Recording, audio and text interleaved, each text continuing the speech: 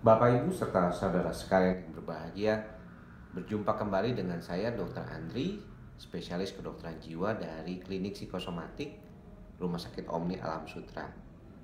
Pada kesempatan yang berbahagia ini, saya ingin sedikit berbicara tentang sesuatu hal yang banyak dibicarakan orang ketika dia bertemu dengan orang yang mengalami depresi atau gangguan cemas. Apakah itu? Yaitu tentang berpikir positif. Begitu mudah kadang-kadang kita menanyakan kepada orang tentang apa sih sebenarnya penyebab dia depresi atau cemas. Tetapi ketika kita menanyakan kepada dia sebab itu dari mana asalnya, lalu dengan gampang juga kita sering mengatakan, mengapa tidak berpikir positif saja supaya depresinya hilang? Mengapa tidak berpikir positif saja supaya cemasnya hilang? Ternyata memang kondisinya tidak semudah itu. Pada beberapa pasien yang mengalami gangguan depresi dan gangguan cemas, berpikir positif adalah sesuatu hal yang sulit. Ketika pasien mengalami cemas, maka pikirannya biasanya dipenuhi oleh rasa khawatir, rasa was-was, merasa sepertinya ada yang selalu salah, dan ini tidak bisa dia kendalikan. Pada orang yang mengalami depresi, perasaan-perasaan seperti tidak ada harapan, putus asa, kehilangan minat terhadap hal-hal yang biasanya diminati, itu lebih sering terjadi di kepala dia daripada pikiran-pikiran positif.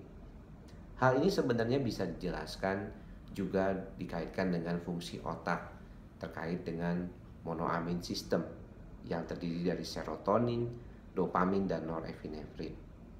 Tetapi kalau kita berbicara tentang berpikir positif, memang kalau dalam prakteknya kelihatannya mudah diomongin, tapi sulit dilakukan.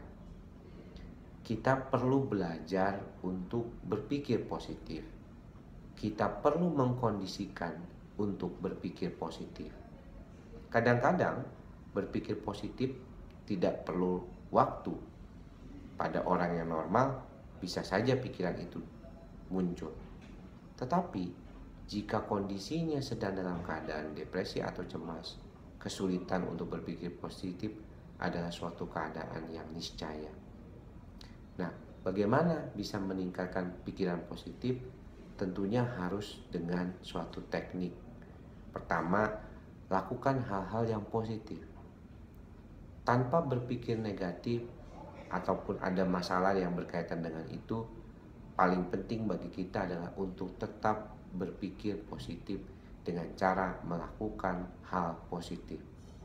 Jika sudah lewat melakukan hal positif, maka orang itu bisa lebih mampu untuk menempatkan dirinya pada pikiran yang positif.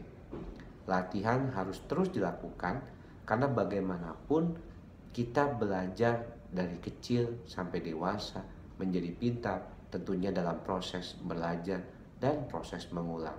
Begitu juga untuk berpikir positif.